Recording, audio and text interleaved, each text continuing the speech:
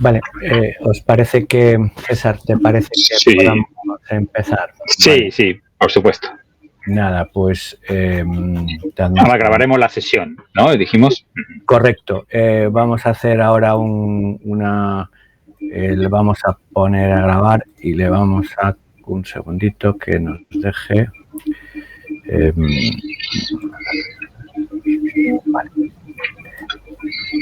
Vale, nada, pues vamos.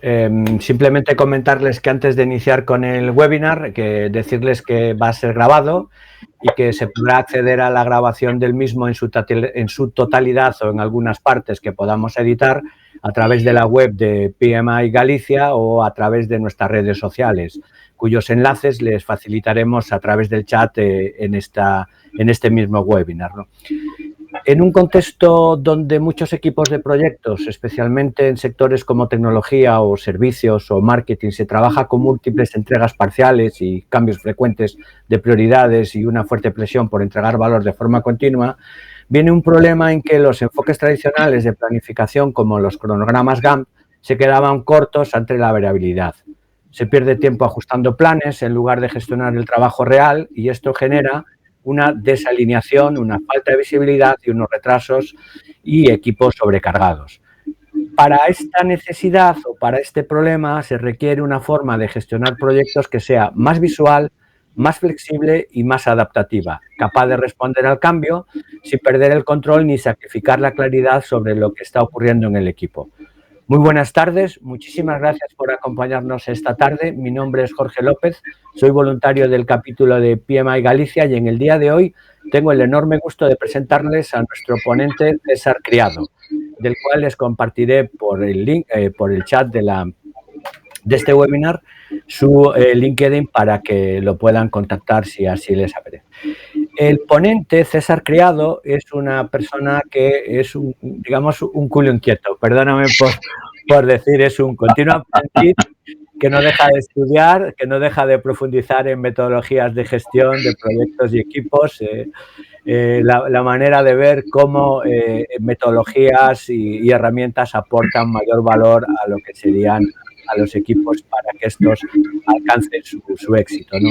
Es un formador increíble. Yo no soy muy digamos, tuve el gusto de que fuera uno de mis profesores, con lo cual lo que yo cuente, pues bueno, quizás esté bastante sesgado por la grandísima experiencia que yo viví con él, pero compagina su vocación de formación de profesionales con mentoría a empresas que quieran conseguir la excelencia en sus operaciones. El objetivo de César es que las empresas consigan la excelencia en la gestión de sus operaciones y en la gestión de sus proyectos. Tiene bastantes certificaciones, entre ellas el PPP, el PMI PABC, el PSM2 Scrum, bueno, que sería una locura el contarles a todas, por eso les animo a que pasen por su perfil.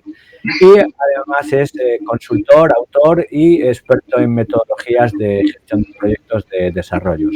Durante los aproximadamente 50 minutos que tendremos de este webinar, el webinar Dejar de apagar fuegos y empezar a gestionar el flujo real de tu proyecto, pásate del Gantt al Kanban y lidera con agilidad. César nos va a descubrir cómo evolucionar desde la planificación predictiva clásica hacia modelos mucho más visuales y adaptativos con Kanban. Agradecerá algunos casos reales y algunas herramientas que van a permitir a los project managers mantener el control sin perder la agilidad. Realmente este webinar es para quienes ya saben que más planificación no siempre es la respuesta y buscan gestionar mejor lo que realmente sucede, no lo que esperaba que ocurriera.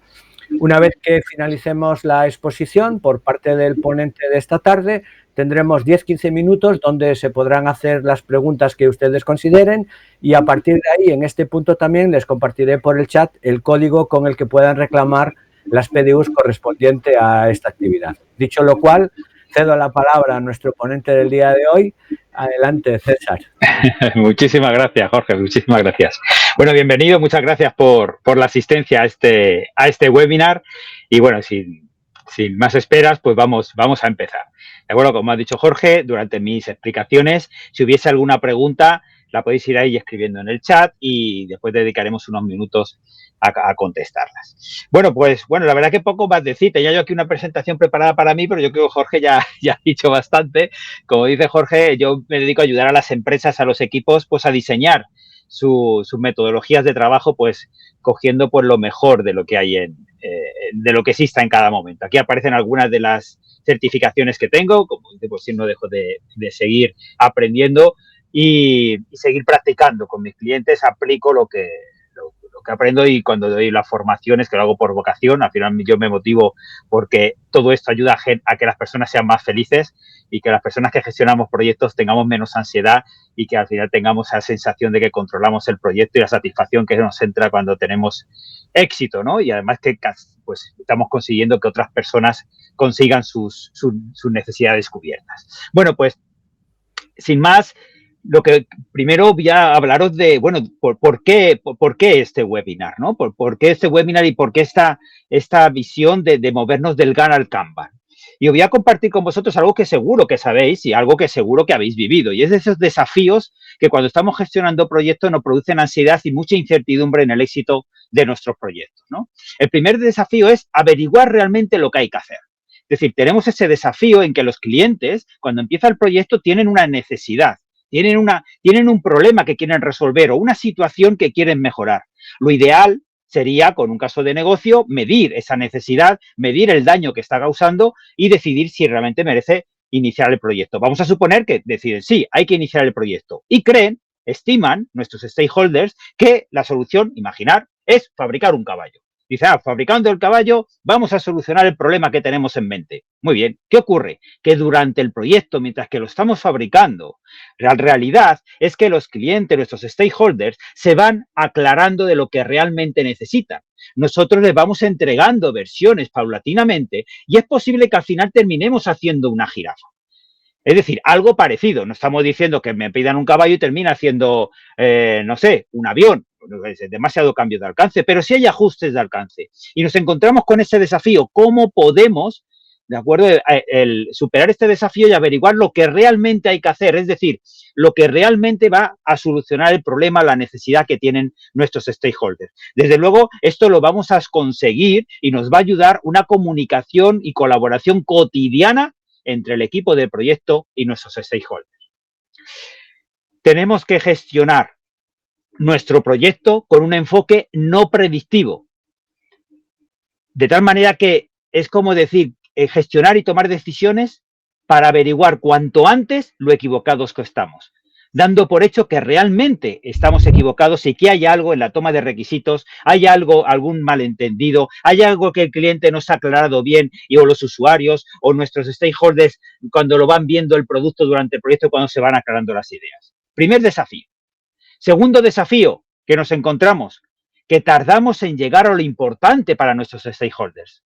La forma tradicional de gestionar proyectos nos ha enseñado a construir de forma secuencial y tenemos proyectos de este estilo. Es decir, imaginar que me piden un proyecto que es construir una jirafa y digo, venga, pues voy a hacerlo secuencialmente, voy a empezar por la parte trasera a la parte delantera. Al principio todo va bien, nos sobra tiempo, pim, pam, lo hacemos perfectamente bien. Pero según avanza el proyecto, empieza la complejidad, empiezan los imprevistos, empiezan los cambios de alcance, que es donde digo, Diego, que ahora me he enterado, que ahora me doy cuenta, todos los imprevistos que pueden ocurrir, a pesar de la excelente gestión de riesgos que tenemos, los riesgos emergentes, aquellos que no podemos prever, están ahí siempre amenazando y siempre ocurriendo, con lo cual cuando llega al final del proyecto, claro que construyo la jirafa. Con suerte la construyo, pero ¿con qué calidad? ¿Con qué resultados? Al final las patas delanteras de la jirafa están, nadie me puede decir que no he hecho las patas, pero ¿con qué calidad están hechas? ¿De acuerdo? Y eso es porque nos han enseñado a construir de forma secuencial. Por ejemplo, poniendo un ejemplo de un proyecto de software, por ejemplo, yo puedo dividir el proyecto en varias fases. La fase primera, construyo las pantallas de datos maestros. La segunda, pantallas de gestión de pedidos. Vamos a imaginar un software para gestionar pedidos y facturas. La fase 3, hago todas las pantallas de alta de proveedor. La fase 4, hago todos los listados de control de facturas de factura. Fase 5, listados de control de cobro. Es un ejemplo. Fase 6, contabilizar. Pero lo que ocurre, ¿qué ocurre si resulta que la parte más importante del proyecto para mi cliente, lo que realmente le va a ayudar a solucionar sus problemas, sus necesidades, lo que vamos a hacer en la fase 5. Es un grave problema y eso nos ocurre muy a menudo en los proyectos gestionados de una forma tradicional. ¿Por qué? Porque es un grave problema, porque al cliente quizá las primeras 4 fases, todo lo que hemos hecho, vale, hay que hacerlo, bueno, pero realmente el caso de negocio por el que aprobó este proyecto, por el que invirtió en este proyecto, era para mejorar unos indicadores de negocio que tenían que ver con el cobro de facturas, porque quizás resulta que pues, son un desastre con el cobro de facturas y pierden mucho dinero y facturas sin cobrar.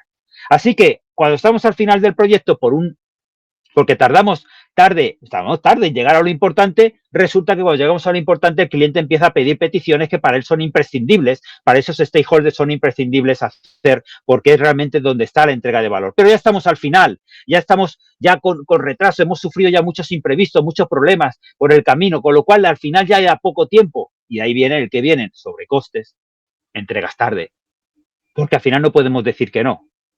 Con lo cual, resulta que el cambio de alcance importante y las cosas importantes que el cliente puede enriquecer el producto que estamos fabricando para solucionar la verdadera necesidad de nuestro cliente, está movido al final del proyecto habitualmente.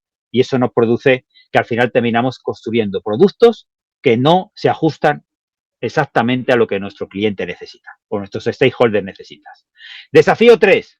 Averiguar cuánto vamos a tardar, cuánto costará. Y esto cada vez es más complicado, debido a que nos movemos en un entorno VUCA. Es decir, alrededor de nuestros proyectos. Son volátiles, el cambio es constante de la competencia, constante la situación sociopolítica. Es un cambio constante que además no podemos predecir. Además, muchas situaciones son imprevistas. Podemos hacer una gestión de riesgos excelente, pero siempre por la complejidad de la vida, por la complejidad del contexto empresarial de nuestros proyectos, siempre van a ocurrir cosas que no podemos prever en nuestros proyectos. Son complejos, cuando ocurren cosas ni siquiera sé por qué han ocurrido.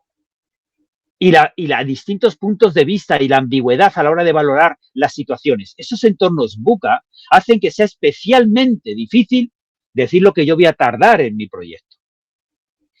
Y de hecho tenemos que tener en cuenta también ese cono de la incertidumbre que está asociado a cualquier proyecto independientemente del sector en el que estemos trabajando. Es decir, al principio de un proyecto, mi estimación puede variar muchísimo porque hay tanta variabilidad, tantos imprevistos que pueden ocurrir durante el proyecto, que realmente hasta que yo no vaya avanzando en mi proyecto, no voy a irme acercando a una previsión más exacta de cuánto voy a tardar o cuánto va a costar. Por eso una responsabilidad que tenemos como directores de proyecto, como personas que dirigen proyectos, es tomar las decisiones durante el proyecto adecuadas para que la incertidumbre vaya reduciéndose, porque el cono de la incertidumbre no se reduce solo. Si no tomo decisiones apropiadas, el cono puede ser muy ancho hasta casi al final del proyecto y hasta que no termina, no se reduce. Tenemos que intentar tomar las decisiones apropiadas para reducir ese cono, de tal manera que nuestras estimaciones sean cada vez más acertadas, con un umbral cada vez más cercano.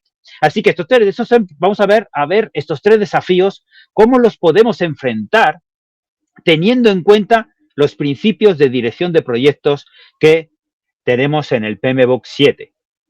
Vamos a recordar estos principios que son los que nos vamos a basar en el resto del webinar. Tenemos el principio de enfocarse en el valor. Importante, muy importante este principio. Daros cuenta de lo que dice. Dice, los equipos de proyecto evalúan el progreso y se adaptan para maximizar el valor esperado. Es decir, aquí no nos centramos en lo que estamos haciendo, sino en el valor esperado, en los resultados que se están esperando que consigamos con lo que estamos construyendo. De hecho, este centramiento, de centrarse en estos resultados, es primordial para conseguir este principio y para hacer el cuarto que voy a comentar, que es el de ser agentes de cambio. Porque ahora lo importante no es construir lo que nos piden. Lo importante es que los indicadores de negocio que eran los originarios, lo que se querían modificar, lo que se querían mejorar en la empresa, se mejoren. Fijaros cómo ha cambiado la definición de gestión de proyecto. Esto fue en el 1969. Esta es la definición que aparecía en el PMBOK. Decía, focalizado en cumplir, esa definición está focalizada en cumplir las restricciones. De ahí venía el triángulo de hierro, ¿verdad? Ese de cumplir el presupuesto, cumplir el plazo y el alcance acordado. Y hemos estado así un montón de años. Pero fijaros cómo es la definición moderna. Se dice, no se limitan a producir algo. Es decir, no consiste en producir algo. Consiste en conseguir unos resultados que aporten valor. ¿Cómo se sabe ese valor que se espera de los proyectos? Tenemos que tener unos indicadores y unas métricas al principio. Eso nos dirige el valor. La entrega de valor de nuestros proyectos es si realmente durante el proyecto y al finalizar el proyecto, realmente esos indicadores han mejorado. Aunque hayamos terminado haciendo algo distinto a lo que se pensó inicialmente. Claro, tenemos que aprender a gestionar proyectos para poder conseguir eso de forma eficiente. ¿Qué más valores nos ayudan a sobrevivir a esos desafíos que os he comentado? El principio de navegar en la complejidad, ser conscientes que nuestros proyectos van a vivir en un entorno complejo, que van a pasar cosas que no puedo prever, que no puedo ser predictivo, no puedo predecir qué voy a hacer dentro de un mes ni dentro de 2 meses. Y como no se pueden controlar todo lo que va a pasar, tenemos que modificar nuestra forma de trabajar, nuestra forma de gestionar, de dirigir el proyecto, nuestras decisiones, para estar preparados a todos los impactos que va a tener que soportar nuestro proyecto. Sí o sí, porque es un principio que es una realidad con la que vivimos. Así que, cuando hacemos un GAN e intentamos adivinar todo lo que vamos a hacer durante los 8 primeros meses, no estamos teniendo en cuenta la complejidad en la que va a vivir nuestro proyecto. Adaptabilidad y resiliencia tiene que ver mucho con el anterior. Pero aquí me quedo con esta frase, es decir, fijaros ese tercer punto que aparece ahí, la atención a los resultados en lugar de a las salidas facilita la adaptabilidad. Es decir, durante nuestro proyecto nos focalizamos en los resultados. ¿Qué son los resultados? Esos KPIs, esos indicadores de negocio que tenemos que mejorar, por los cuales se aprobó el proyecto. Esos son los resultados. Eso es a lo que llamamos entrega de valor. Independientemente de lo que nos han pedido construir. Lo que nos han pedido construir puede cambiar. Empezamos con un caballo, terminamos con una jirafa. O con una cebra, o lo que nos vayamos averiguando. Y tenemos que ayudar a nuestros stakeholders a que se den cuenta de lo que realmente necesitan. Porque no será algo distinto a lo que nos pidieron inicialmente. Ya que el hecho de creer que nuestros proyectos, los requisitos, se pueden cerrar al 100% al inicio del proyecto, es realmente una falacia que con el tiempo se ha demostrado y en la mayoría de los casos eso no se puede conseguir y los requisitos se terminan de cerrar durante el proyecto. Y nuestras decisiones tenemos que hacerlo para averiguarlo, el cambio de requisitos de las partes más importantes al inicio del proyecto, en las primeras fases, para averiguar el cambio de alcance y averiguar realmente los resultados que necesitan nuestros clientes y el producto que tenemos que construir real para mejorar esos resultados al principio de mi proyecto cuando tengo margen de maniobra. Para dejar las características y las partes de mi proyecto menos importantes, que menos aportan a la solución final, a esos resultados, para el final de mi proyecto. Eso es priorizar y enfocarse en valor. Y eso nos ayuda a esta adaptabilidad. Como dice ahí, no, en la opinión de que los proyectos se van a mantener firmes y todo va a poder ejecutarse tal y como yo lo tengo previsto con detalle durante los meses que dure el proyecto, limita la capacidad de poder entregar valor, porque me centra en cumplir el plan y no me centra y me focaliza en conseguir resultados. Me descentra de lo importante. Y un agente de cambio. Somos agentes de cambio cuando gestionamos proyectos. Esto tiene que ver también con los resultados, con la priorización de valor, con entregar valor, que es lo importante, no conseguir cumplir un plan o no conseguir hacer el producto que se definió. Lo importante es satisfacer a los interesados, crear ese valor de negocio para el negocio y los stakeholders. ¿Por qué razón, si os hago una pregunta retórica, decir, ¿por qué razón actualmente se dice que yo no puedo saber si un proyecto ha tenido éxito hasta semanas o meses después de haber entregado el proyecto? Incluso habiéndolo entregado en plazo y en presupuesto, y algo que funciona. Y sin embargo, hasta semanas y meses después, no se puede saber si el proyecto ha tenido éxito. Y antes si lo decidíamos, ahora no se decide. Tengo que esperar semanas o meses para saberlo. ¿Por qué? Porque el proyecto existe no para construir algo solicitado en plazo y presupuesto. El proyecto existe para mejorar los indicadores de negocio. Y entonces tienen que pasar semanas o meses hasta que yo vuelvo a recoger esos indicadores y compruebo que realmente he mejorado esos indicadores de negocio por los cuales se aprobó el proyecto.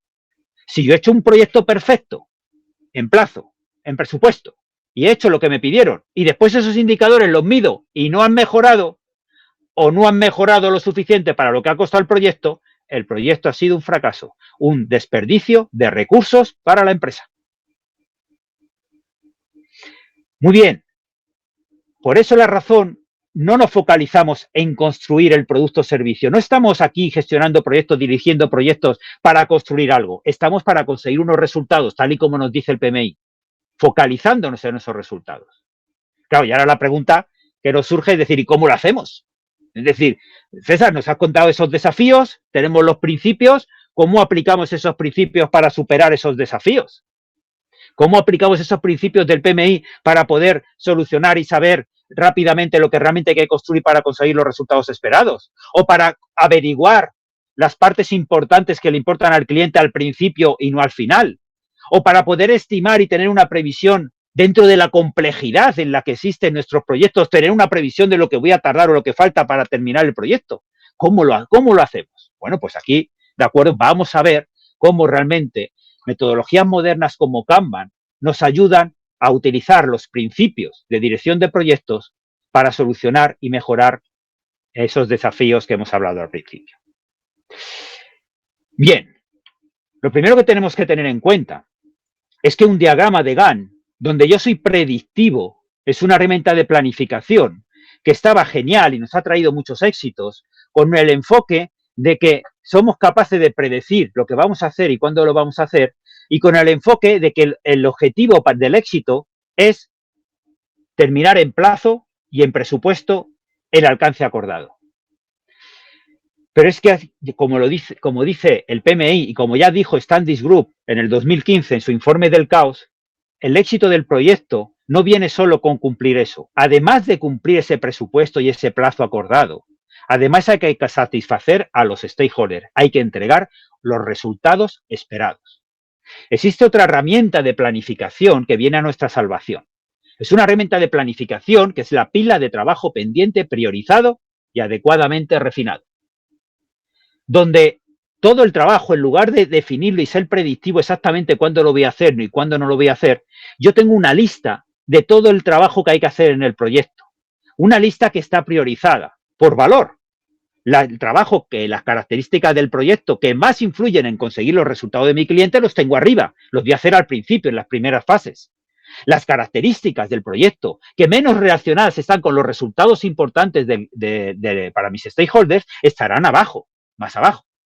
De hecho, la parte de abajo, como veis, son elementos de trabajo, que así como se llama cada uno de esos ítems, esos elementos de trabajo no están del todo definidos. Se han tomado requisitos iniciales, como en cualquier proyecto, para poder estimar cuánto voy a tardar y cuánto va a costar, pero he tomado los requisitos necesarios, bueno, pues para poder hacer una estimación más o menos fiable.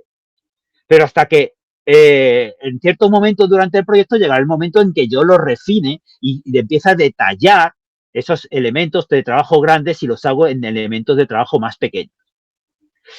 Esta lista de trabajo pendiente y priorizada sería la herramienta que me permite ser más flexible ante la complejidad del proyecto. Porque si seguimos trabajando con el diagrama de Gantt, que podríamos seguir trabajando con el diagrama de Gantt, lo que ocurre es que me lleva mucho tiempo adaptar mi diagrama con todos los imprevistos que van a ocurrir. Además, para poder trabajar priorizado por valor, cada barrita del diagrama de Gantt que poníamos antes, en el diagrama de Gantt, habría que dividirlo en partes muy pequeñitas. Y cada vez que ocurra un imprevisto, cada vez que hay un cambio de alcance, cada vez que hay un cambio de prioridades y me demos cuenta que algo es más importante que otra cosa, tendría que rehacer todo el diagrama de Gantt. Eso lleva mucho tiempo. Y estaría más tiempo modificando el diagrama que avanzando, que tomando decisiones, que gestionando riesgo, que tomando decisiones para el éxito. La herramienta de planificación de lista de trabajo pendiente me da esa flexibilidad y me permite, como vamos a ver, mucha previsibilidad sobre el futuro del proyecto. Además de eso, nos tenemos que mover de una construcción secuencial, como aparecía en el dibujo de la jirafa que os he mostrado antes, a una construcción iterativa y priorizada por valor. Porque ya hemos hablado antes del problema. Yo puedo construir distintas fases, pero no puedo esperar al final del proyecto para construir y enseñar al cliente lo que realmente le importa. Me tengo que mover más a una construcción iterativa. ¿Qué significa eso? Esta imagen de abajo lo puede representar, por ejemplo, que la fase 1, pantallas de alta de datos maestros, es decir, las pantallas, esto es un ejemplo de un proyecto del sector de software, bueno, pues pantallas de alta de datos maestros son las pantallas donde doy de alta clientes, los productos, los descuentos, ¿no? Todas esas pantallas yo lo divido en diferentes elementos de trabajo, es decir, en elementos pequeños. Después ya vamos a ver cuánto de pequeños. Las pantallas de gestión de pedidos, ¿de acuerdo? Pues también lo divido en elementos de trabajo pequeños, mucho más pequeños de lo que solíamos trabajar con enfoques tradicionales, antes del PMBOK 7. Igual que con las pantallas de factura de proveedor, etcétera, etcétera. Cuando yo lo divido con esos elementos más pequeños, yo puedo presentar en la primera fase, por ejemplo, pues todo lo que está en la primera fila. Un poquito de las pantallas de gestión de pedidos, un poquito de las pantallas de alta de proveedor, un poquito de los listados de control de pago, otro poquito del listado de control de cobros y de contabilización de facturas. Y a lo mejor en la siguiente fase le entrego otro poquito más de las pantallas de gestión de pedidos, de facturas. Aquí no le entrego nada más, pero aquí, como esto es principalmente importante, esta es la parte más importante para mi cliente, quiero averiguar cuanto antes lo equivocado que estoy en los requisitos que he tomado, quiero ayudar a mi cliente a que diseñe un producto mejor que el que pensó en la toma de requisitos iniciales y le quiero dar la oportunidad, pues al principio, en las fases iniciales, yo le estoy entregando más elementos de trabajo, más características sobre esta parte. Pero también le voy entregando características de los otros. De forma que, de esta manera, por ejemplo, si yo tuviese un informe, yo no le entrego nunca el informe completo al cliente. Ese informe completo lo tengo que dividir en partes pequeñitas, porque no todas las características de ese informe son igual de importantes para nuestros stakeholders. Si a mí me piden un informe, antiguamente decíamos, venga, una barra, ¿cuánto se tarda? 2 semanas, 2 semanas en programar el informe. Estoy poniendo un ejemplo de software. Y se ponía 2 semanas. Y cuando hacíamos el informe lo hacíamos completo. Y resulta que no habíamos priorizado por valor.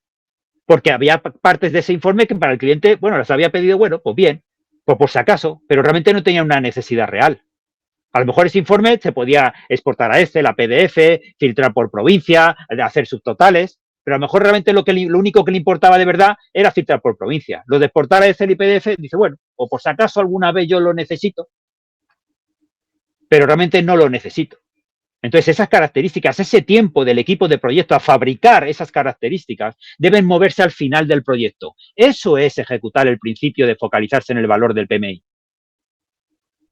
Coger las características más importantes y hacerlas al principio e irse adaptando según el feedback del cliente continuo, dejando las características pequeñas al final del proyecto.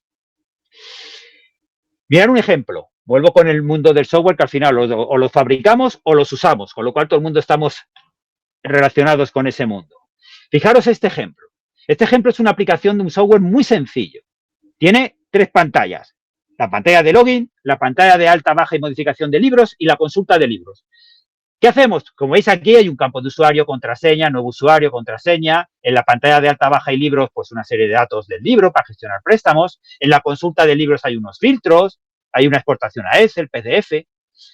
Esto, si lo hiciéramos en un proyecto tradicional predictivo, sin priorizar por valor, sin tener en cuenta la complejidad de todo lo que puede ocurrir durante mi proyecto, pensando que me va a dar tiempo a hacerlo todo, tal y como yo tenía previsto y que no va a pasar nada por el camino, pues entonces diría, muy bien, pues hago una planificación. Primero, fase 1, hago el login. Fase 2, doy de alta, la pantalla para dar de alta todos los libros. Fase 3, la pantalla de consultas. Parece lógico, ¿verdad? Pero imaginar que la pantalla 3 es la más importante para mi cliente. A lo mejor no es el login, ni es la pantalla de libros. Pues si utilizo un principio de focalizarme en el valor, esa pantalla debería estar al principio, en la primera fase. Para que el cliente vea cómo va a funcionar. Para que el cliente ya me esté pidiendo cambios de alcance. Para que se esté dando cuenta de cosas que le va a venir mejor. Para crear un producto más competitivo. Y más ajustado a sus necesidades. Bueno, pues, os digo, en proyectos modernos, para poder aplicar el principio de focalizarse el valor, tener en cuenta la complejidad de todo lo que puede ocurrir en mi proyecto y ser más resiliente ante los cambios, yo tengo que transformar, y los elementos de trabajo, de esa pila de trabajo pendiente, son así de pequeños. Prácticamente, cada campo de una pantalla, cada funcionalidad, cada característica, sería un elemento de la lista de trabajo pendiente. Es decir, cada uno de esos elementos sería uno de esos campos. A ver, nota al margen. En realidad, en la vida real, no llegamos a tal extremo de granularidad. No creamos un elemento de trabajo por cada campo en la pantalla. Pero desde luego, estamos más cerca de este nivel de pequeñez que de decir que un elemento de trabajo es toda una pantalla o todo un informe. Porque si lo estamos haciendo, no estamos aplicando el principio de focalizarse en el valor. ¿Por qué? Porque no todas esas características de esa pantalla, de ese informe, de ese requisito del proyecto que sea de finanzas, de recursos humanos, de construcción, da igual. Todo requisito está formado de características, no todas las características son igual de importantes para los stakeholders. Si quiero priorizar por valor, si quiero focalizarme en los resultados y gestionar la complejidad en la que va a sufrir y va a navegar mi proyecto, tengo que dividirlo en partes muy pequeñas. Eso me da la resiliencia y la flexibilidad de poder construir al cliente lo que necesita y lo que cumple los resultados deseados y focalizarme en los resultados. Así que nos movemos más en este nivel. Como digo, en realidad no es tan granulado, pero prefiero enseñaros esto tan granulado que deciros que un elemento de trabajo es todo un requisito grande, como hacíamos antiguamente, ¿no? Con los diagramas de Gantt. Bueno, lógicamente, como digo, todas esas características y elementos de trabajo hay que priorizarlos. ¿Cómo los priorizamos?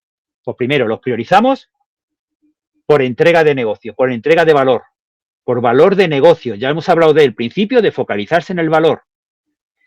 ¿El valor de negocio qué es? Todo lo que esté más relacionado con mejorar los indicadores de negocio para los cuales se aprobó el proyecto. Durante el proyecto estamos más focalizados en si estamos mejorando los resultados de esos KPIs o indicadores de negocio que de si estamos haciendo el producto que ha pedido el cliente. Fijaros. Segunda cosa que priorizamos, ¿qué cosas movemos al principio del proyecto? Lo que tiene más riesgo e incertidumbre. Si hacemos una gestión de riesgos bien hecha, sabremos qué elementos de trabajo, qué partes de nuestro proyecto tienen más incertidumbre. No sabemos muy bien lo que va a pasar, tienen más riesgos asociados. Eso lo movemos al principio de mi proyecto, lo priorizamos al principio de la lista de trabajo pendiente. ¿Por qué? Porque quiero reducir la curva de la incertidumbre cuanto antes. Porque quiero cada vez, cuanto antes, tener más control de cuánto va a terminar y cuánto va a costar mi proyecto. Y tercero, priorizamos por dependencias, algo natural, es decir, aquí no hay nada especial. Lógicamente hay cosas que hay que hacerlas antes que otras. No, yo no puedo pintar una barandilla si todavía no está fabricada la barandilla, de cajón, ¿verdad? Pues esas dependencias también hay que tenerlas en cuenta. Incluso dependencias con otros proyectos cuando estamos trabajando en portfolios. Fijaros ese software de libros, de gestión de libros que os he enseñado antes, ¿cómo lo trabajaríamos? Está la lista de trabajo pendiente, lo que haríamos sería priorizarlo, y yo aquí, para simular esa priorización, pues de forma arbitraria, no busquéis ningún criterio lógico, de forma arbitraria he pintado de oscuro las que he considerado más prioritarias, los elementos de trabajo más prioritarios, y en color clarito las características de este producto que estoy fabricando, menos prioritarias, es decir, las que están más cerca de la necesidad del cliente están más oscuro y las que están más lejos de cubrir esas necesidades del cliente están más claras. Como aquí no he compartido cuál es la necesidad del cliente, pues simplemente os digo que lo he priorizado al azar. Porque yo no puedo priorizar si no sé el problema que quiere resolver el cliente. Solo con requisitos yo no puedo priorizar. Porque yo no sé qué es la mayor entrega al cliente. Tendré que hablar cotidianamente con los stakeholders para averiguar cuáles las características o elementos de trabajo que son más importantes, que le ayudan a resolver su problema inicial. Y entonces lo que voy haciendo es que en las distintas fases voy creando versiones del producto final de forma que voy de lo más importante a lo menos importante. ¿Sabéis lo que está ocurriendo gracias a la aplicación de los principios del PMI? Que los proyectos están terminando antes de tiempo. Gracias a aplicar esta priorización por valor. Esto es aplicar el principio de focalización en valor.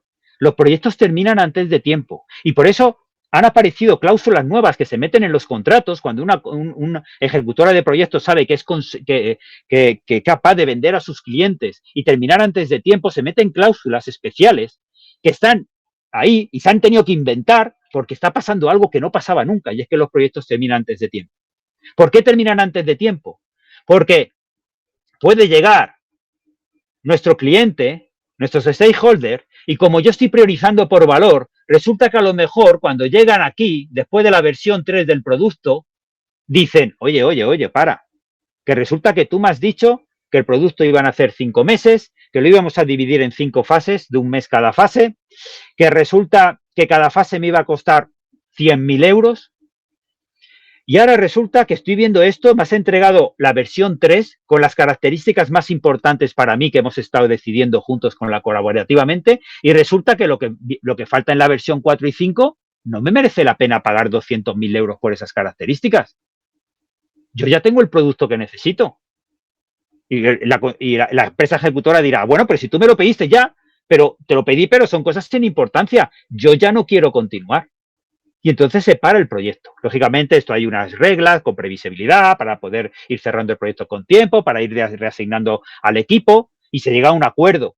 Vale, tú te estás ahorrando 200.000 euros gracias a mi gran gestión y dirección del proyecto, a mi priorización, a la aplicación de los principios de la dirección del proyecto del PMI. Tú estás terminando antes de tiempo y te estás ahorrando 200.000. Pues entonces, de prima, tú me dame un 20%, un 30% de ese dinero que tú te estás ahorrando. Te has ahorrado un 80% de ese dinero que lo hubieses gastado con una empresa que no gestionase los proyectos de la forma adecuada. Así que tú te ahorras ese dinero y yo gano, por ser excelente dirección de proyectos, yo gano ese 20%. Esa cláusula existe y se ha tenido que inventar porque los proyectos empiezan a terminar antes de tiempo por esta razón. Porque llega el cliente y se da cuenta que con esto ya tiene el producto que necesita y que cubre sus indicadores de negocio. Y lo demás, lo que queda por hacer, son cosas que para ella, para esos stakeholders, no tienen mayor valor. No valen lo que va a pagar por ellos. ¿Por qué tenemos que dividir además por partes lo más pequeñas posibles? Como digo, no a nivel de campo, ni tan pequeñitas, lo digo, pero estamos más cerca de este nivel que de cosas más grandes. Pues fijaros, porque yo necesito, para saber si estoy entregando valor, necesito la inspección continua con los clientes. Así que si yo hago grandes bloques y abro con los clientes y le digo, voy bien, como vaya mal, tengo que deshacer mucho más trabajo. Así que voy a entregarles valor a pequeños cachitos, elementos de trabajo pequeños, para ir hablando con ellos cotidianamente y averiguar cuanto antes lo desviado que estoy. Y si estoy desviado o hay algo que mejorar, tengo que deshacer el menor trabajo posible. Pues una vez que entendemos esta herramienta de planificación, que es la lista de trabajo pendiente priorizada con elementos de trabajo pequeños, que están priorizados por valor para aplicar el principio de focalizarse en el valor, para navegarla con la complejidad que supone todos los cambios que va a haber, y por eso me centro en lo importante, porque no sé si me va a dar tiempo a hacerlo todo. ¿Cómo seguimos? Pues podemos utilizar los tableros Kanban para gestionar ese trabajo. ¿Cómo lo hacemos? Kanban tiene estas 6 prácticas, pero me voy a centrar en este webinar en 2 de ellas, ¿de acuerdo? En 2 de ellas, y en unas gráficas que las acompañan. Lo primero, con Kanban visualizamos el estado en que se encuentra cada uno de esos elementos de trabajo dentro del proceso de fabricación. Aquí veis algunos ejemplos, parecen un desastre, pero sin embargo, lo de arriba era cuando las personas trabajábamos en la oficina todos, y lo de abajo es con herramientas ya online, ¿de acuerdo?, que nos ayudan a implementar la metodología Kanban. Al final parece un caos, pero para los equipos que gestionaban estos proyectos, solo con una mirada ya sabían dónde estaban sus bloqueos, dónde estaban sus impedimentos y dónde tenían que focalizar sus esfuerzos para salir adelante. Entonces, visualizar primero los estados, las columnas, por lo que pasa cada elemento de trabajo de mi proyecto. Eso es lo primero. Lo segundo, bueno, dentro de esas columnas, aquí las básicas de esas columnas sería en espera, en ejecución y terminadas. Este backlog, pues es todo este backlog, es decir, toda la lista de trabajo pendiente, en inglés le llaman el backlog, pero las columnas del Kanban tiene 3 básicas. Como mínimo tiene que tener en espera, en ejecución y terminadas. En espera son las tarjetas, las tareas, los elementos de trabajo, esas tarjetas amarillas representarían ese elemento de trabajo, que están ya preparadas para empezar a ser trabajadas, para empezar a ser ejecutadas.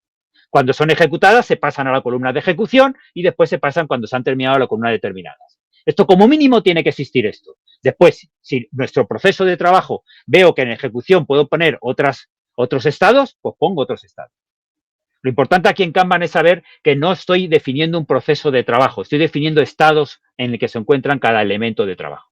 Hay unos momentos importantes, este momento de solicitud es cuando añado un elemento de trabajo del backlog, lo pongo en espera porque ya está preparado para poder ser listo, ya está súper definido, están los criterios de aceptación, los requisitos están cerrados, verificados, validados, modelados, está preparado ya para empezar, dependencias eliminadas, y llegará un momento que se empieza a trabajar. Cuando se empieza a trabajar ha pasado el momento del compromiso, y cuando lo entrego y he terminado, pasa al momento de entrega. Así que en Kanban medimos estos tiempos. Es la base. ¿Qué queremos? Queremos que el tiempo de ciclo sea el menor posible. Que cada elemento de trabajo que en el proyecto empezamos a trabajar, cuanto antes ya me dé feedback el cliente. Porque ¿por qué queremos que tarde poco? Para que el cliente lo vea cuanto antes y me dé feedback. Para entregarle a cachitos pequeños y el cliente me vaya diciendo, los stakeholders, si voy bien, si voy bien, si voy bien. No que me confirmen que estoy haciendo lo que me pidieron, sino que me confirmen que lo que estoy haciendo, sea lo que me pidieron o no, es lo que resuelve su problema. Además, tenemos en cuenta el WIP. WIP es Work in Progress, en español, trabajo en curso, que son el número de elementos que tenemos empezados y todavía no se han terminado. Por otro lado, medimos el rendimiento, que es la capacidad del equipo. ¿Cuántos elementos de trabajo terminamos por día? Y fijaros que cuento elementos de trabajo. En Kanban contamos elementos de trabajo. ¿Por qué? Porque los elementos ya son suficientemente pequeños. Se dice que se tarde de 1 a 3 días, depende del sector en el que estemos trabajando. Con lo cual son pequeños. Y dice, bueno, pues, ¿por qué no estimamos, no sé, las horas o el esfuerzo que estamos consumiendo? Porque la complejidad es tal en la que se ejecutan nuestros proyectos, que algunos irán más rápido, otros más lentos. Por mucho que nosotros estimemos lo que vamos a tardar, la variabilidad va a ser alta, porque la calidad es insacrificable.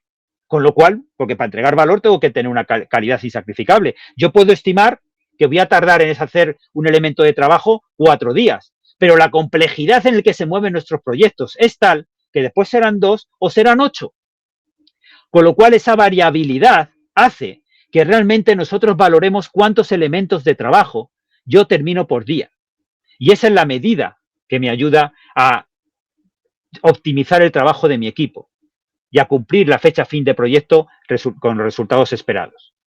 Al final hay una fórmula en Kanban, porque Kanban tiene mucha estadística detrás, que es la ley de John Little, que dice que el tiempo de ciclo, es decir, lo que tarda un elemento de trabajo desde que empezamos a trabajar hasta que el cliente me da feedback, hasta que se lo entrego al cliente y me dice si es correcto, si le ayuda o no le ayuda, si tiene valor o no.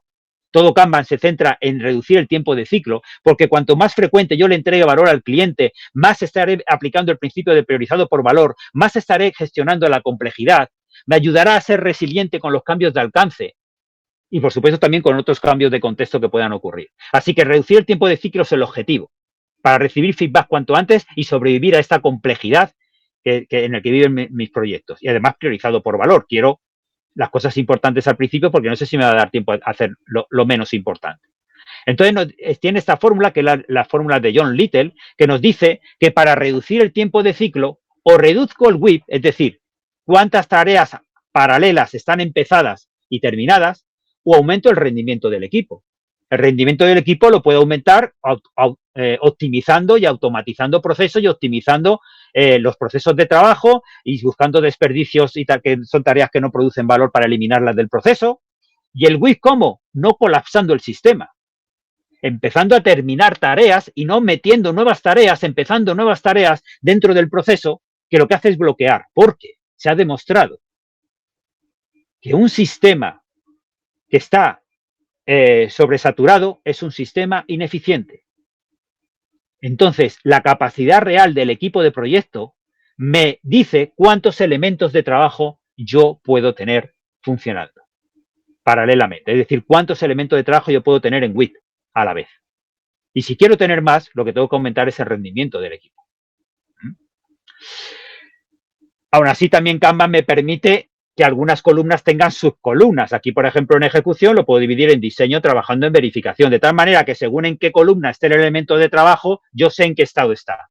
Además, como hemos visto antes, yo puedo enriquecer este tablero visualmente con más elementos gráficos que me dicen si tiene un bloqueo, si tiene un círculo rojo es que significa que es un elemento de trabajo que tiene que ver con base de datos, si es un elemento amarillo tiene que ver con la parte de, no sé, de ventas. Es decir, yo puedo clasificar con carriles, teniendo ahí carriles en mi tablero, con colores, con elementos gráficos yo lo puedo ir mejorando. Limitar el trabajo en curso dentro de Kanban me ayuda a no colapsar el sistema. Limitar el trabajo en curso lo que me dice es cuando mi equipo de proyecto está trabajando en los elementos de trabajo y los empieza a incluir dentro del tablero Kanban. El limitar el trabajo en curso es decir, cuántos elementos de trabajo simultáneos podemos tener. Y entonces aquí dice 3, pues quiere decir que hemos definido 3. ¿Por qué hemos definido 3? Porque consideramos que nuestro equipo es capaz de ejecutar como máximo, con la calidad adecuada, 3 elementos de trabajo simultáneos que están en ese estado.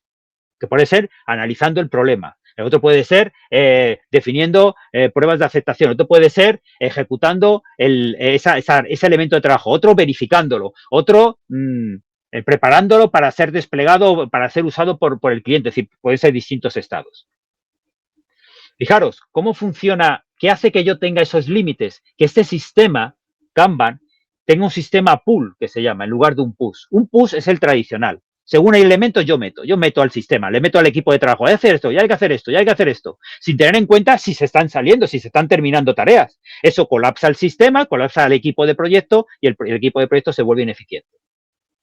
Gracias a esta gestión de las tareas y gracias a poner límites en cada uno de los estados, límites reales, me gusten o no me gusten, son los reales. Y si no me gustan y quiero más capacidad, entonces optimizo procesos, elimino tareas que no producen valor, hago automatizaciones.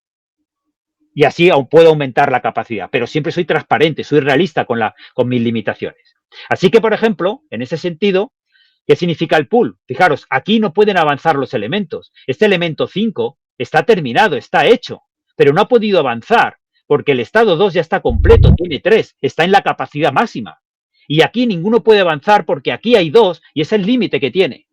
Entonces, primero tengo que mover el 14 para allá para hacer hueco y que pueda mover el 3 para acá.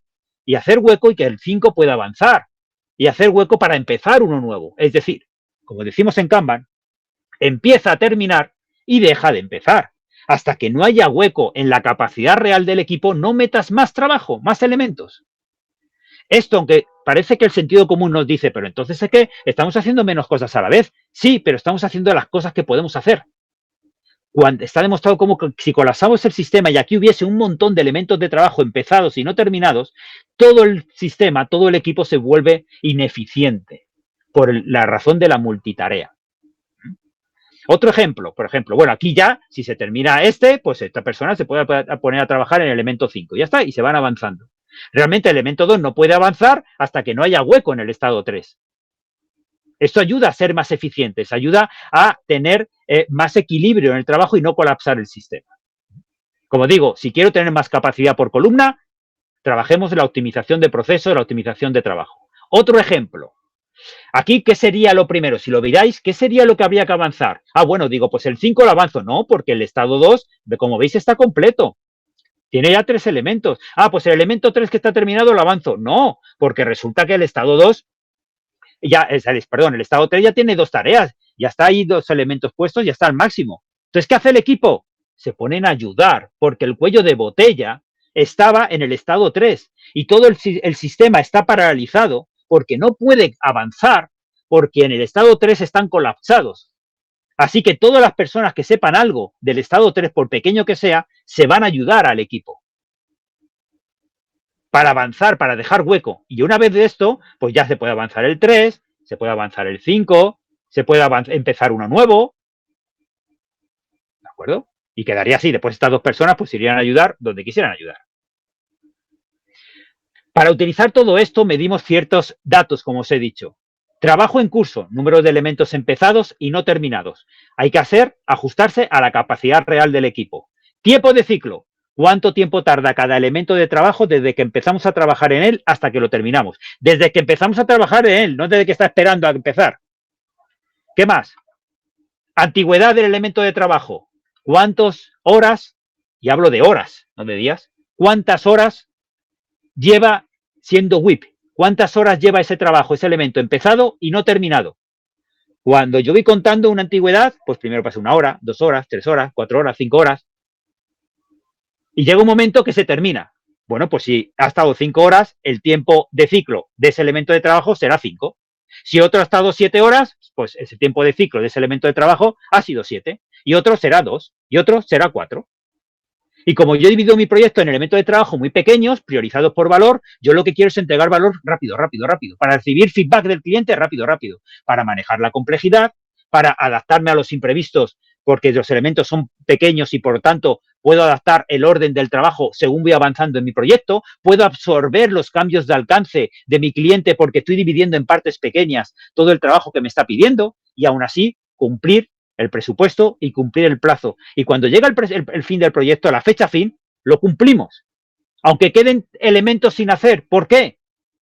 Porque esos elementos sin hacer serán los que entre el cliente y nosotros hemos decidido que no aportan valor. Pero todo lo que hemos hecho, más lo nuevo que se le ha ocurrido al cliente por el camino, era lo importante, lo que realmente resuelve el problema. ¿Sabéis que una de las 5 razones que más influyen en el fracaso de los proyectos en toda la historia es que fabricamos proyectos, o sea, resultados que no son los que necesitan el cliente? Es una de las 5 razones por las que fracasan proyectos, principalmente estadísticas de proyectos de tecnología.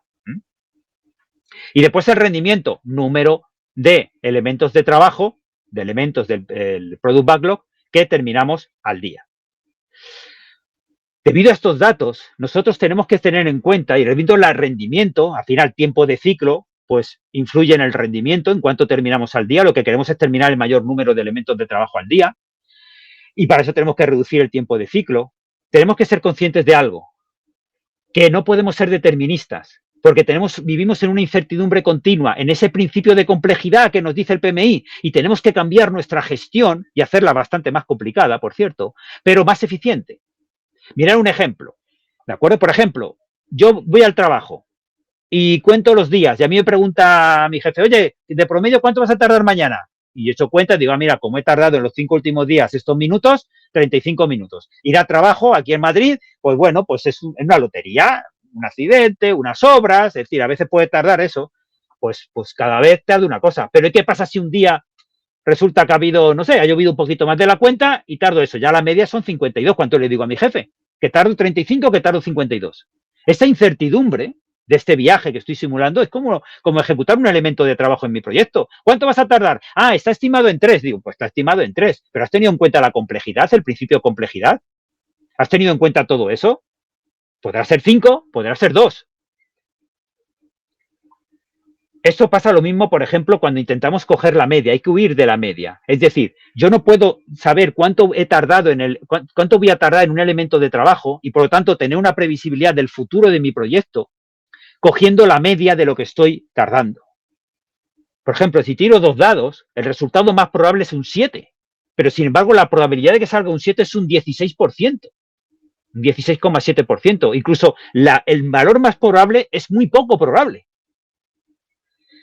Todo esto pasa en entornos con alta incertidumbre. Y la gestión de proyectos y la dirección de proyectos son un entorno con alta incertidumbre. Así que, de una vez, tenemos que ser conscientes que lo que tardamos en hacer los elementos de trabajo de un proyecto es una variable probabilística, porque el mundo es tan complejo que no sé exactamente cuánto voy a tardar en hacer cada elemento de trabajo.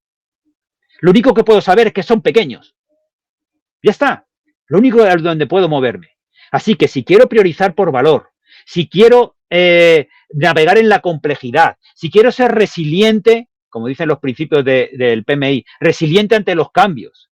Si quiero realmente producir un cambio que se centre en los resultados del cliente y no en hacer lo que se ha pedido simplemente, tengo que tratar, para hacer mis estimaciones, para trabajar con la lista de trabajo pendiente, elementos pequeños y trabajar con mis previsiones utilizando enfoques probabilísticos. Fijaros, ¿cómo lo hacemos? Y rápidamente os voy a enseñar diagramas Kanban. Este diagrama se llama diagrama de flujo acumulado. No hay tiempo en un webinar para analizarlo, pero os digo, esto se va midiendo día a día. Y día a día está representando cómo está mi tablero Kanban. Y analizando la anchura de esos colores que veis, esto simula un tablero Kanban con todas estas columnas, yo puedo saber qué columna, qué estado resulta que necesita más recursos y qué estado resulta que están sobrados de tiempo y resulta que están terminando más tareas que las que entran. Con lo cual me ayuda a tomar decisiones. Pero hay aún más, hay cosas mejores que esto.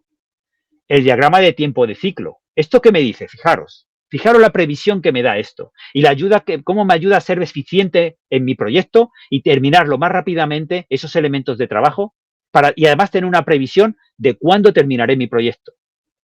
Casi, más exactamente que cuando teníamos un diagrama de Gantt. Esto se hace de la siguiente manera. Es un gráfico de dispersión y cada vez que un elemento de trabajo se termina, es decir, se mueve a la última columna, busco la fecha de mi proyecto en el eje horizontal. Pues ahí en el eje horizontal están todas las fechas de mi proyecto. Y luego en el eje vertical me digo el tiempo de ciclo, es decir, cuánto tiempo, cuántas horas, por ejemplo, ha estado ese elemento de trabajo empezado y no terminado. Ese es el tiempo de ciclo. Pues ha estado 8 horas. Pues yo pinto un puntito en ese día a la altura del 8. Cuando termino otra tarea el mismo día o otro día, busco la fecha y pongo un puntito en el tiempo de ciclo que ha tenido. ¿Que ese día he terminado 2? Pues busco el día y uno ha estado 6 días siendo empezado y no terminado y otro 8 días empezado y no terminado. Pues lo marco. Muy bien, y así continuamente, ¿de acuerdo? Y así continuamente. ¿Qué ocurre? Que yo puedo coger y gracias a ese gráfico de dispersión sacar estos cálculos. Hay herramientas donde esto no lo hacen automáticamente. Fijaros, esto es un 8. No lo veis, pero es un 8. En esta línea está el 50%. Esto me está diciendo que históricamente, yo miro el proyecto cuando llevo 3 meses, 2 meses, y digo, anda, históricamente resulta que el 50% de todos mis elementos de trabajo los acabo en 8 o menos días. Esa tabla me dice que el 70% lo acabo en 12 o menos días. ¿Esto para qué sirve como directores de proyecto? Porque yo, de aquí, como lo que yo tardo en terminar cada elemento de trabajo es algo probabilístico, debido al principio de complejidad. Entonces, lo que me sirve es decir, yo sé a un 50% que si los elementos de trabajo que quedan en la pila de producto, en esa lista de trabajo pendiente, van a tardar menos de 8 días, yo puedo estimar con una probabilidad cuánto voy a tardar en terminar el proyecto. Y esto lo puedo calcular desde el primer mes, desde el segundo mes, hasta el final del proyecto. Y realmente me estoy basando no en estimaciones que yo hice al inicio del proyecto, sino en datos reales que miden la capacidad real de mi equipo. Con lo cual, me guste más o me guste menos, la previsión que yo saco es mucho más realista que una estimación que yo haga al inicio del proyecto donde el cono de la incertidumbre es así de gordote. Y yo, según avanza el proyecto, cada vez yo puedo estimar, pues mira, vamos bien, vamos mal, no vamos a terminar. Si vamos a terminar, voy a necesitar 8 días más. Voy tomando decisiones de priorización, de negociación de alcance. Pero tengo una visión completa y además probabilística. Yo le puedo decir a mi cliente, mira, tenemos un 80% de terminar en tal fecha. Y un 60% de terminar entre esta fecha y esta fecha. Se lo puedo decir de forma probabilística, que es una estimación realista. Porque el mundo es complejo y no puedo decir una fecha fija porque es mentira. Porque no sé lo que va a pasar en el futuro, pero me puedo basar en que las cosas que han pasado en el pasado, unas me han ayudado más y otras me han perjudicado más, y eso puede pasar en el futuro. Pero ahí no queda la cosa. Es que esto lo puedo mejorar. Porque yo puedo tener esta gráfica, que es la antigüedad de los elementos de trabajo. Esta gráfica se mide de la siguiente manera. Proviene de aquí, los percentiles, proviene de esta gráfica. ¿Veis? Esta tablita me dice que menos de 8 horas, el 50% de mis elementos. Menos de 15 horas, el 85%. Muy bien, ¿vale? Perfecto. Yo dibujo esta gráfica. Esta gráfica, veis que abajo están las columnas de mi tablero Kanban, que son el estado en que se encuentra el elemento de trabajo. Cada puntito azul es el elemento de trabajo. El numerito que está escrito es el ID, el código. Es un código. No nos dice nada, simplemente es el código del elemento de trabajo para diferenciarlos. Y yo en el eje vertical pongo horas. y dibujo los percentiles. Esto, cada vez que avanza un día, los elementos que están en curso los subo, perdón, un día, una hora, se van subiendo. De tal manera que todos estos puntitos es como que según avanza las horas, van subiendo hacia arriba. Cada vez tienen más antigüedad. ¿Eso a qué nos ayuda? A tomar decisiones mucho más acertadas para la entrega de valor frecuente y rápida a mi cliente, a mis stakeholders. Porque si yo sé que el 85% tardo menos de 15 horas, yo sé que y yo no quiero pasarme de 15 porque las previsiones que yo estoy haciendo como fin de proyecto se está basando en que el 85% tarde menos de 15 horas, y así es como le he presentado yo a mi cliente, a mis stakeholders, la previsión de fin del proyecto, yo tengo que hacer que ningún elemento de trabajo supere este umbral. Así que, si estoy, por ejemplo, en desarrollo activo y ya estoy aquí arriba, digo, uy, me estoy acercando mucho. Bueno, y el 13 ya ni os cuento. Le queda avanzar 4 estados y está ya llegando al límite. Pues vamos a priorizar, equipo de proyecto. Vamos a echar una mano todos, todo lo que podamos, a la 13 para hacerla avanzar, corriendo para que no supere el 85%. Vale, y después nos ponemos con la 22. Perfecto, venga, vamos a avanzar con la 22 porque está cerquita. La 6 todavía tenemos margen y la 89 vamos fenomenal, vamos a dejarla ahí. Y según terminamos, avanzamos nuevo. No sé si sois conscientes de esto, la potencia que tiene. La potencia que tiene es que yo tengo una previsión de mi proyecto, de fin de proyecto, mucho más realista que con metodologías tradicionales. Porque si yo he basado mi estimación en que todos los elementos de trabajo van a tardar menos del 85%, yo con estas gráficas y con esta forma de trabajar, yo mantengo que ninguno supere el 85%. Y si lo mantengo, yo voy a entrar en esa fecha, en ese periodo que he previsto de mi proyecto. Todo esto, ¿por qué lo hacemos? Lo de siempre, para recibir feedback de mi cliente y navegar en la complejidad y asegurarme que estoy entregando valor y entregar los resultados que realmente mi cliente quiere. Y hasta aquí hemos llegado. Hasta aquí hemos llegado.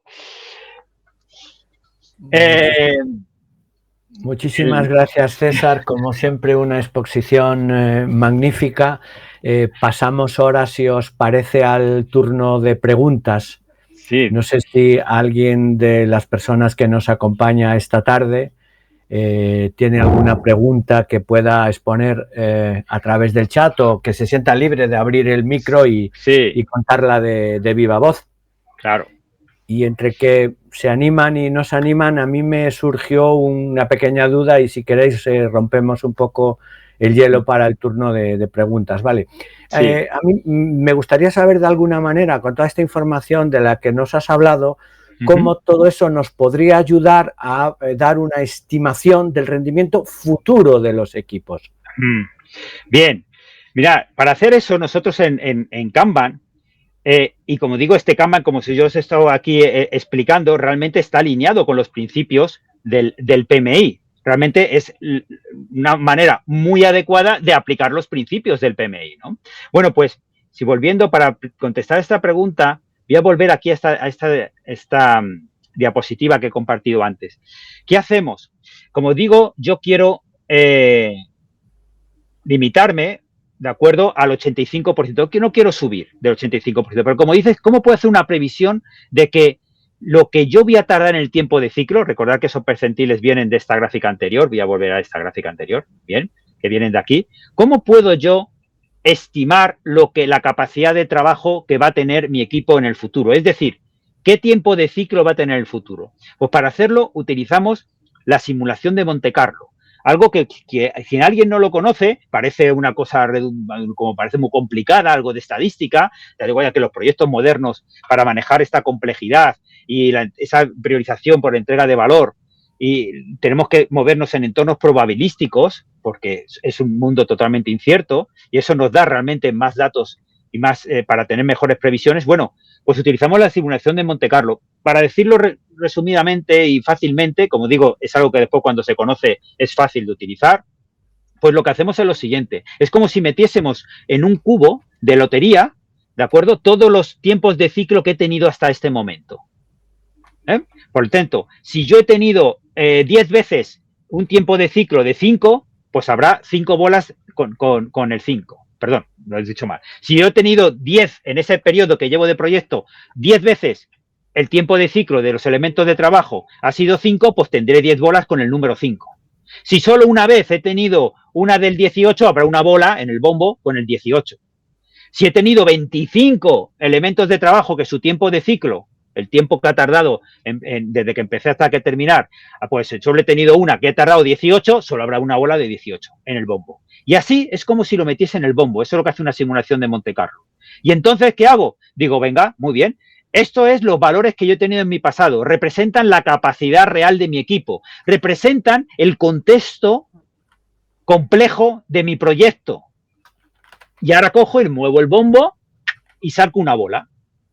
Lógicamente, los números y los tiempos de ciclo que más frecuentemente han pasado en el pasado serán más probables que vuelva a ocurrir. Y es de esa manera yo podría estimar cuánto va a ser el rendimiento de mi proyecto, de mi equipo, por ejemplo, en la próxima semana.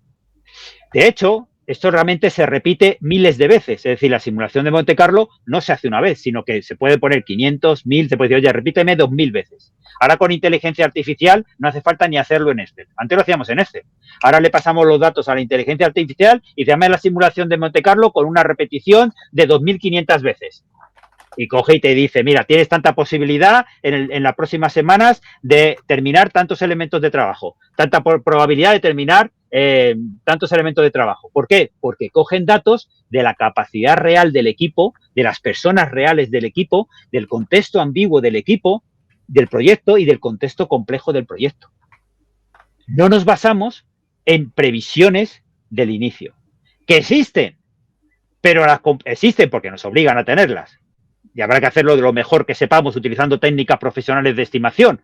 Pero lo que ocurre es que durante el proyecto, yo como director del proyecto, sé lo lejos o lo cerca o lo difícil o lo fácil que tengo el cumplir la fecha que habíamos estimado al inicio. Porque la realidad la voy a conocer cuando el proyecto se va ejecutando. Y tengo que saber lo difícil que lo tengo para saber tomar decisiones adecuadas para ajustar la fecha realista con la fecha prometida. Así que la respuesta es con la simulación de Monte Carlo, que como digo, suena así muy complicado, pero luego es una cosa bastante sencilla y además ya se automatiza todos esos cálculos. Muchísimas gracias, César. Sí. ¿Alguna otra pregunta? Si alguien tiene alguna otra cuestión. Aún así, si después de este webinar alguien tiene alguna pregunta sobre este tema, pues puede contactar conmigo a través de LinkedIn, me haga la pregunta que yo le contesto y con todo placer.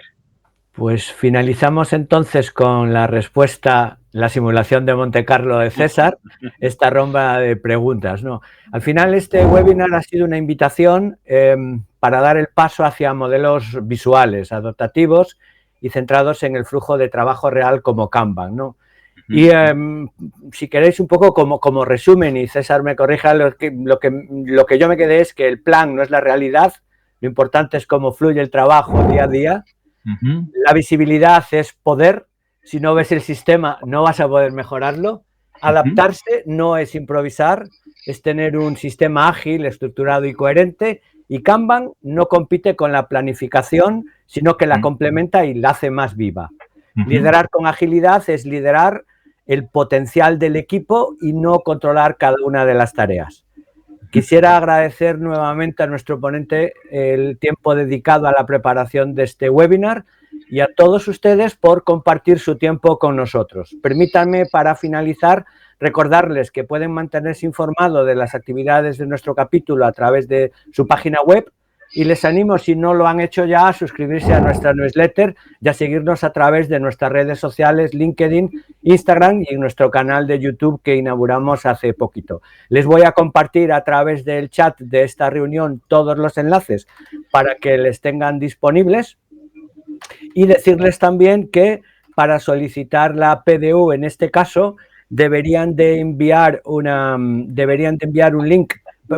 correo a PMI, a nuestra dirección de PMI, le facilitaremos el código para que puedan solicitar esa PMI.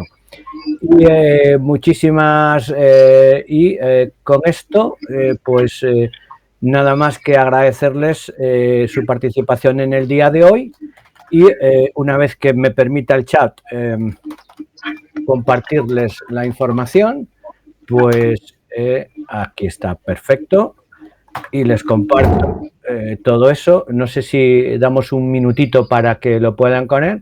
En el chat les acabo de compartir el link de César para su LinkedIn, y les acabo de compartir también lo que serían las URLs de la web que tenemos en PMI Galicia, nuestro canal de Instagram, nuestro canal de YouTube, nuestro canal de LinkedIn, y la dirección de correo a la que si están interesados pueden mandar lo que sería un pequeñito correo indicando el webinar en el que han participado, y con mucho gusto les facilitaríamos el código para que puedan gestionar esa PDU con el PMI y mantener en buen estado las certificaciones que posean, o utilizarlo para lo que ustedes consideren. Y sin más, muchísimas gracias a todos.